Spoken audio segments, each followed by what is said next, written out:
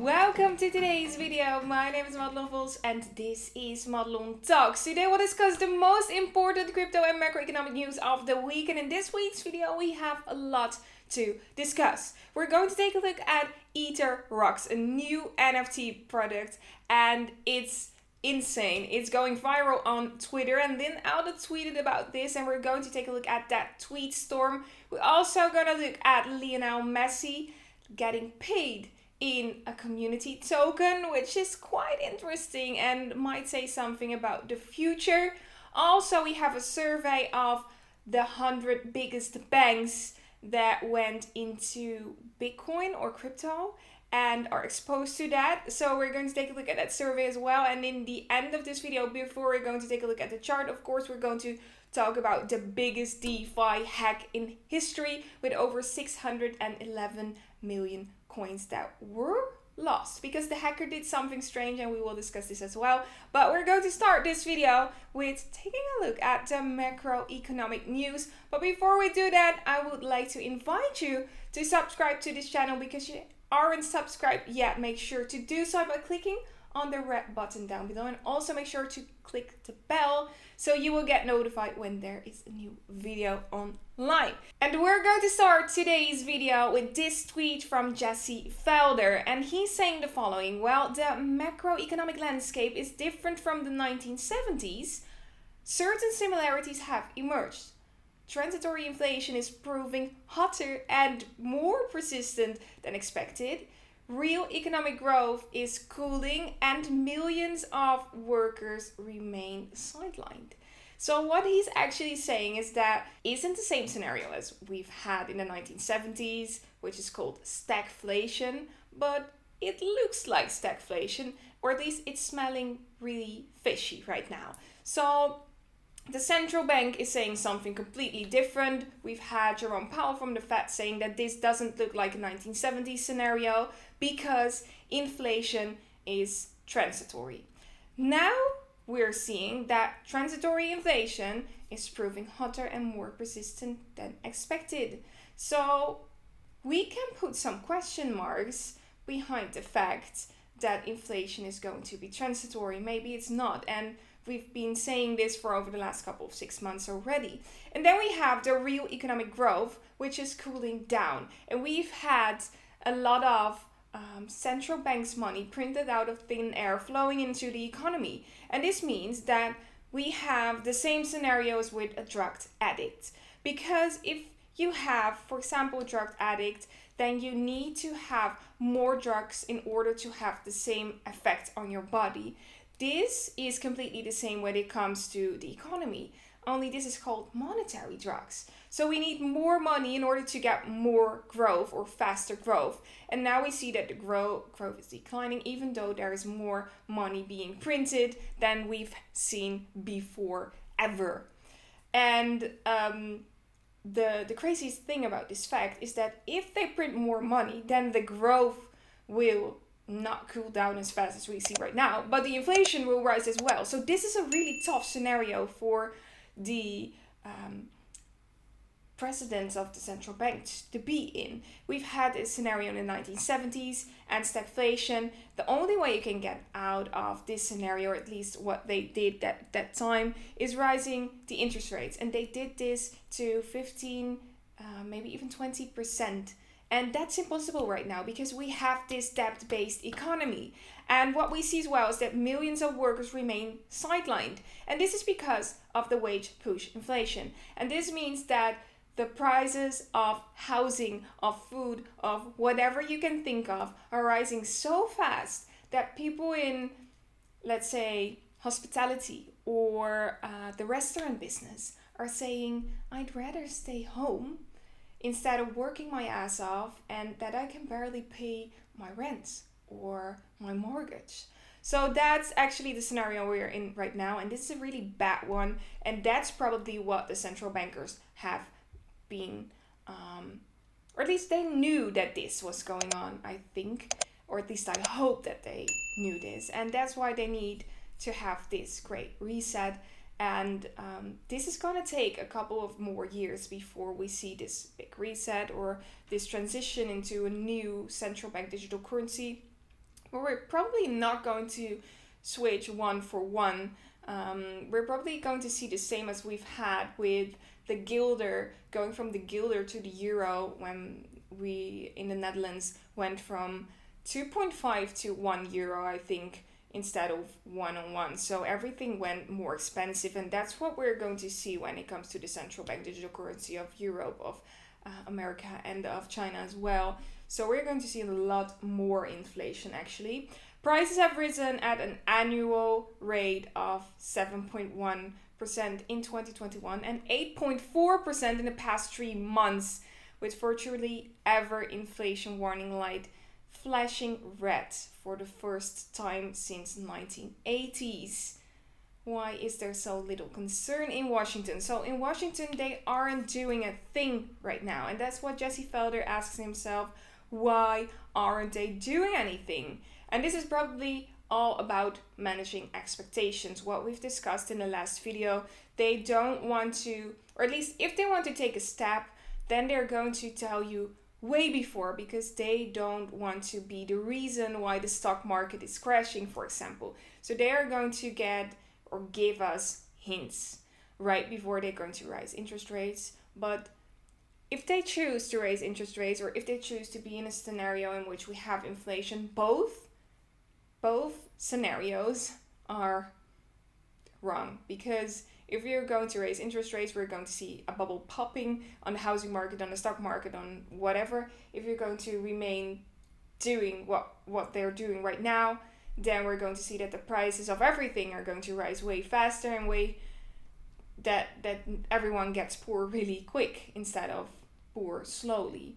So on both sides, this is going to get really bad.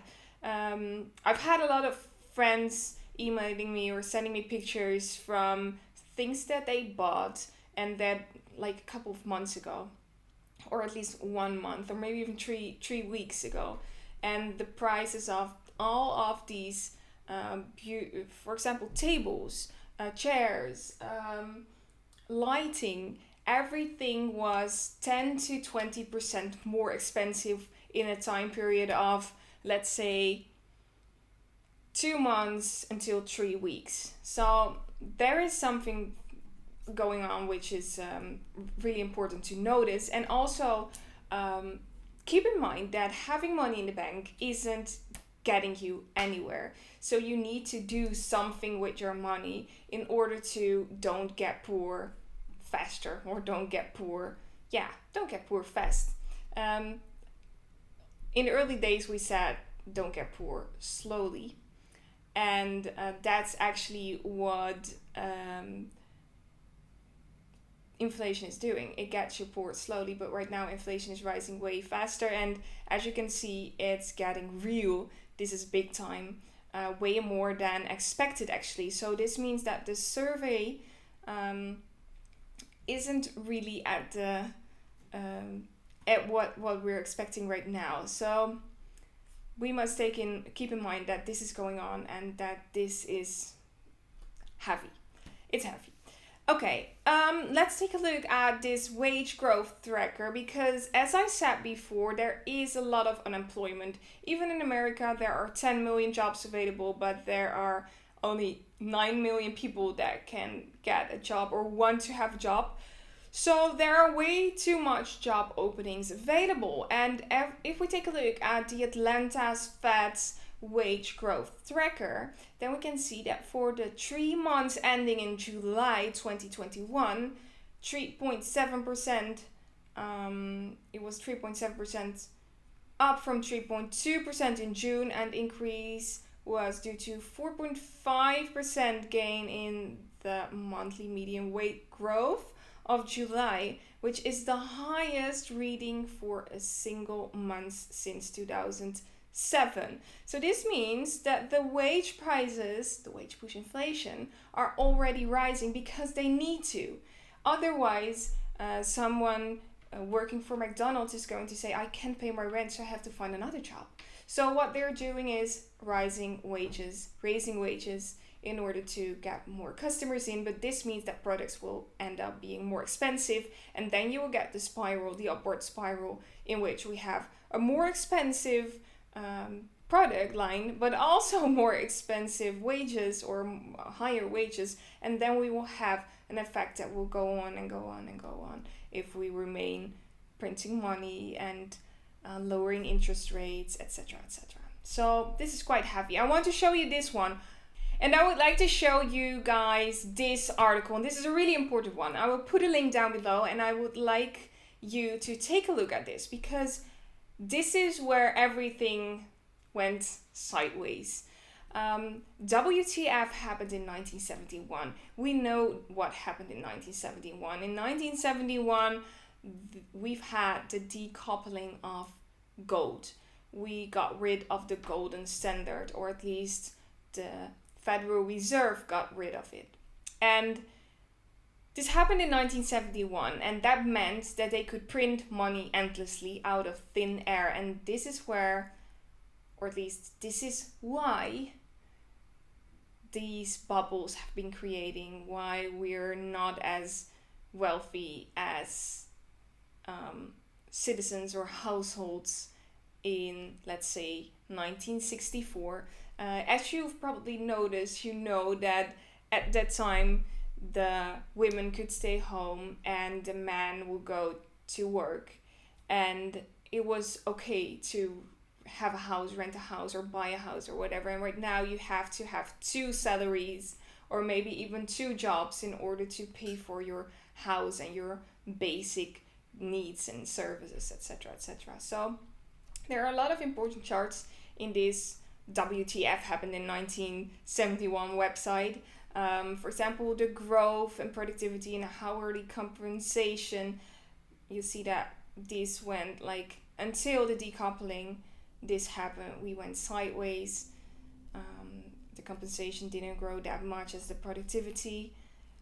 The same for this, the real GDP, real wages, as I've just said as an example. The income gains, and this is really important, income growth as well, and rentless 50-year declining wages, share of the economic's total income. So you can see that the wages went down quite fast, but it's not only about the wage and the cost of living. Oh, this is a nice example. You've probably seen this before.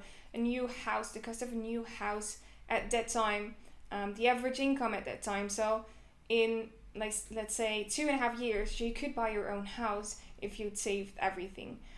For example, a car, you could buy 3 cars a year if you wanted to from your complete salary. Right now you can only buy 1 car, not even 1 car, with a normal salary. The average rent was so cheap. It was 1/10 of the average income a month, maybe even 1/8 or something like that. Right now it's more than half. So this is actually what inflation is doing with your money. And for example, the CPI is increasing so fast, and this is where it went wrong. And I've been discussing this with an analyst who spoke with Paul Volcker before he passed away.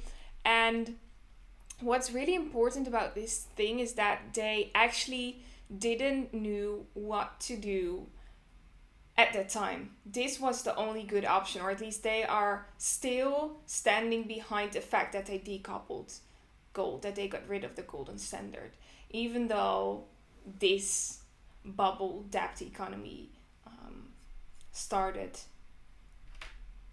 So I would suggest to read this complete article. It has a lot of nice charts, and as you know, you can wake me up in the middle of the night for a nice chart. So take a look at this and enjoy. Right now we're going to take a look at Coinbase, and Coinbase posts growing revenue and usage in first report as a public company. As you might know, Coinbase went public in direct listing in, I think it was June. And you probably know that I've bought some Coinbase stocks as well. I'm going to do DCA on these stocks because I just want to keep myself informed. In order to keep myself informed about the subject, I must dive deep, I must dive in, and that's what I did with Coinbase. And we saw the price of Coinbase going down the drain fast after it hit the market. But as you can see right here, it was listed, I think it was listed about 400, maybe even 350 or so. It went up and then it went down, and the price of Bitcoin went down with it. And now we've had this breakout, and this breakout was all about the fact that they made 2 billion in revenue. Let's see what they said. Yeah, the company posted a net revenue of 2 billion in the second quarter, up from 178 million a year earlier and 1.6 billion in the first quarter. So they've done a good job. And this is 1.9 billion in transaction value. And the interesting thing about this fact is that there is we've had a market that went down, and that's why investors expected not a great report. And I think Coinbase is still one of the most important companies. They have their listings, they have their registrations, and they're set. They're set, and retailers like to use Coinbase. I'm not really a fan of Coinbase because it's quite expensive to me, but some people do like it. If you want to know what I'm using, then I would suggest you go to the support links down below. You can get discounts as well. We've arranged a couple of discounts at different brokers I do not prefer to use Coinbase, even though it's a nice platform. I think it's more for the beginnerish people, but still, if you're a beginner, you could take a try, of course. Then we have some other important news, and we've discussed the bill that kills crypto, or at least in America we have had a new bill from the infrastructure bill that Biden proposed to the Senate. And Biden wanted to have new roads and new whatever, and they needed to have money. To be more specific, they wanted to have 28 billion in 10 years. And where does this money comes from? It comes from tax payments. So what they're doing is getting crypto companies to pay tax. And in order to pay tax, they need to have data available. So they need to have books and data, and they have to drop it at the guys from the government who are taking a look at tax payments, for example. And this is not the problem. The problem is that in this bill, in this very big bill with over 2,500 pages, there's one page about the crypto tax payments, and they mentioned that every broker needs to do this taxation, but also the whole data and the whole backlog on what is being bought and being sent within the company. But what's a broker? What's the definition of a broker? And a lot of cryptoers didn't know what the definition of a broker was. So a discussion started about the fact what a broker is. And we of course know we have brokers, we have exchanges, but we also have decentralized autonomous organizations. We have miners, we have smart contracts. Are they also brokers as well, or aren't they? And that's where the discussion started. And the crypto community went mad. It went complete mad. And that's fine. It's completely fine that they are going to get mad, because then we've had a couple of senators coming together, and these senators said we have to discuss, but they needed to have clear what a broker actually is, because otherwise we will get into big problems. So some people in the crypto industry said this is all about finding a backdoor to bash crypto and kill crypto, the bill that kills crypto. But others said, on the other hand, no, we want to have registrations and restrictions because then we are a legit business with rules and regulations. I'm quite in the middle. We've had this in the Netherlands as well. And not for miners, but for crypto brokers and exchanges. And you had to screenshot the wallet of your ledger in order to make sure that you could send stuff, crypto assets, whatever, to your wallet. And it was a mess. So what a Dutch broker did, Bitonic, they went to court and they won their argument, and then they could end the screenshot procedure.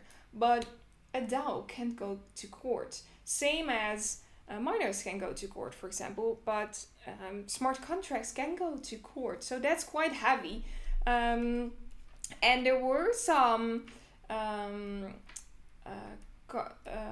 do you say it in English? I think it's senators. Yeah, I think that you call them senators. And there were a couple of senators that came together and proposed an amendment. And this is all about that they have a side letter in order to explain what a broker is all about. And there were two proposed, or at least there were three proposed, but two were okay. One the crypto community loved, and the other one the crypto community hated. It was all about only about miners, and the first one was also about DAOs and smart contracts and whatever. But I think that these congressmen didn't know about a thing when it comes to crypto, and they just wanted to move fast. So they said, sorry, we don't have time to add this, and we're going to pass the bill. So on the 10th of August, the bill was passed without clarification on crypto or any amendments after a single senator object to amendments being voted upon. So what are the next steps right now? The next steps are that we're going to see really interesting thing, or at least. And what's going to happen right now is that this is going to another part of, I think it's called Congress or something like that. And they have to take a look at this. And if they say this is going to be a new law, then this is going to be a new law. And this law is going into effect on the 1st of January 2022. And this means that a lot of crypto companies have to move, have to start their lawsuit or something like that, as we've had in the Netherlands as well. And then we have to see what's happening. But to be honest, I don't think this is killing crypto, because a lot of companies can move to other countries. And I think we will be fine in the end. We will find workarounds or something like that. Then we had the Iranian tax authority to push to legalize crypto exchanges. So the INTA. And on the other hand, we had Iran authority going to legalize, or at least wanted to legalize, crypto exchanges. And when it comes to exchanges, we've of course have a lot of very big exchanges. For example, Coinbase, we just spoke about the first one that went public, but this is a major money maker and also a major tax maker as well. So right now, Iran is going to, or at least willing to, have rules around this and legalize crypto exchanges.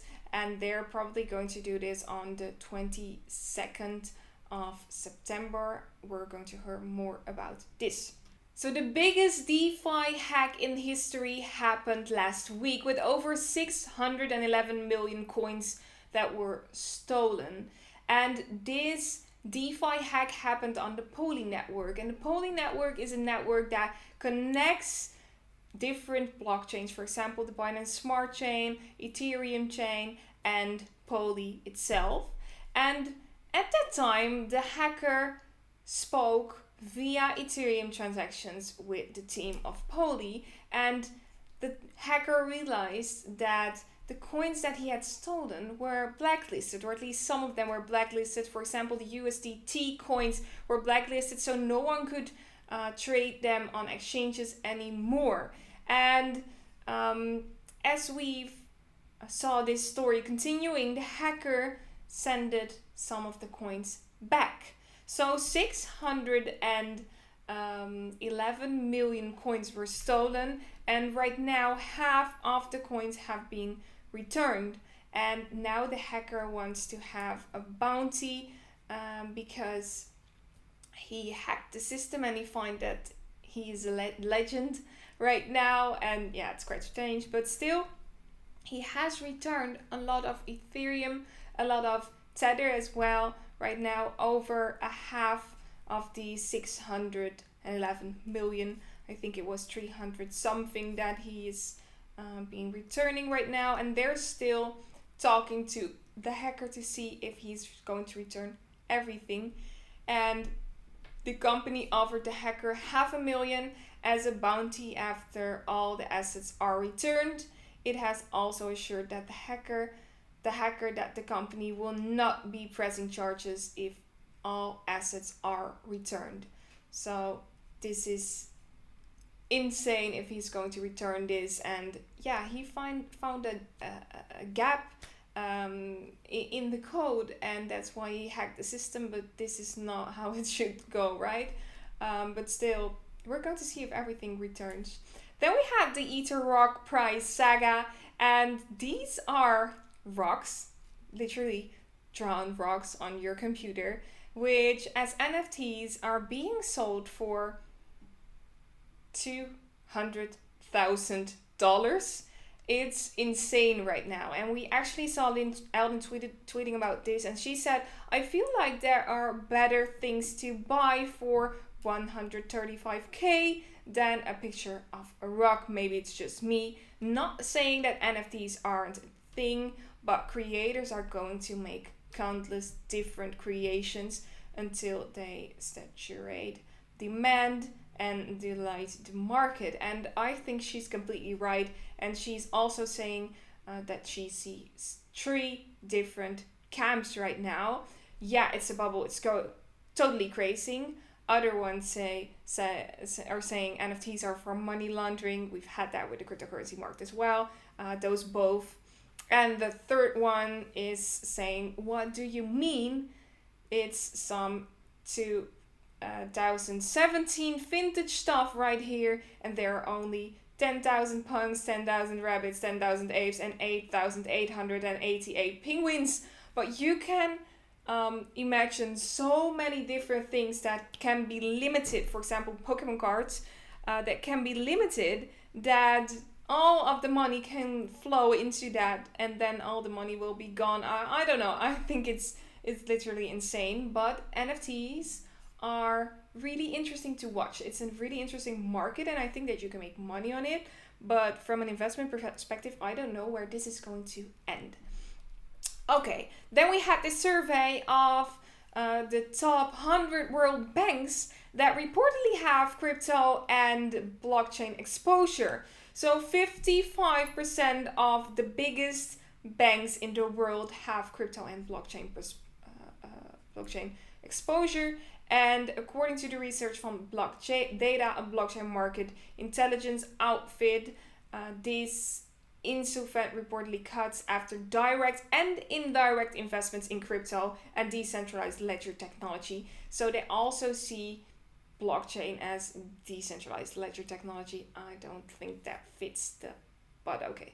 By banks themselves or via subsidiaries. So if a bank wants to start with the decentralized ledger technology, then they also see this as I don't know. We have had the Dutch central bank trying to start with Bitcoin mining, for example, and they've been trying Ether, and they've done a lot of things, but they're not exposed, as in they're not seeing a future for this, even though they've been trying. And then there was Lionel Messi crying, Paris Saint-Germain transfer. And of course, he transferred from Barcelona to the French party. And he got paid in crypto fan tokens. And this is where it becomes interesting, but also a bit shady, because he now benefits from a price increase. And this means that you could see this as a bonus. Because when For example, when does this price move? Let's say they're winning a game, or the balance sheet of the PSG is looking good, or when they're getting more good players in their team or something like that. When does this price of these fan tokens increase, and what can you actually buy with these fan tokens? Right now, not that much. So this is a bubble. It's quite interesting. It's quite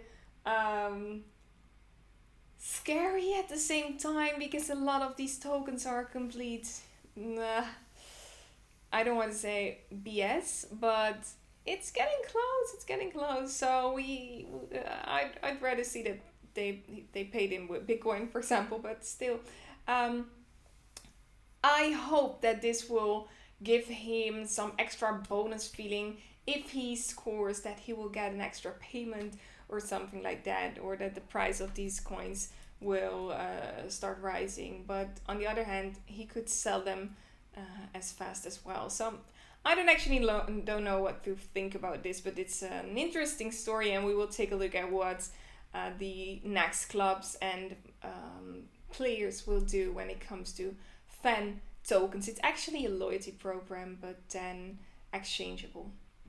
And right now we're going to do some Bitcoin analysis. We're going to take a look at the chart of Bitstamp. We have currently the Heiken Ashis. We're looking at the daily candle. So every candle is 1 day on this chart. And as you can see, we've had the all-time high over here. We fell into this rising wedge.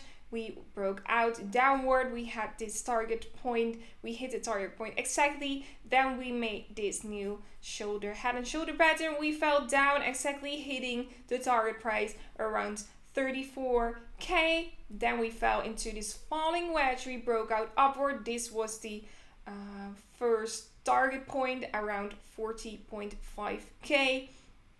And then we saw this inverse head and shoulder pattern. We broke out. We actually tested this neckline exactly, and now we're on our way up to 52k or so. But this isn't going in a straight line, like vertical. This is going with ups and downs, of course. So we're now going to take a look at what we're seeing actually right now. I would suggest, by the way, to take a look at my latest videos, or my last videos from like a couple of weeks ago. Then you can see that this picture is actually exactly as we might see in the books. In Holland, we have some books about technical analysis, and this is the prettiest thing ever. We have had this left shoulder, had right shoulder. We broke out, tested a neckline, and then broke out, found this higher high, old resistance, becoming new support, and we're going to move higher. Right now we want to have a higher high on this, a higher low. We've had a higher low over here, and it's actually looking quite good. We've had this bearish divergence. We broke down a bit, but right now, if we stay above 43.3, let's make it 43. If we stay above 43k, then we're still completely fine. So we can move down again, and afterwards going upward again. That's completely fine. For now, we just want to stay above 43, but we have a target price of 51, 52. So keep that in mind. I have drawn these lines, and it could be really interesting as we see a new pattern evolve right here.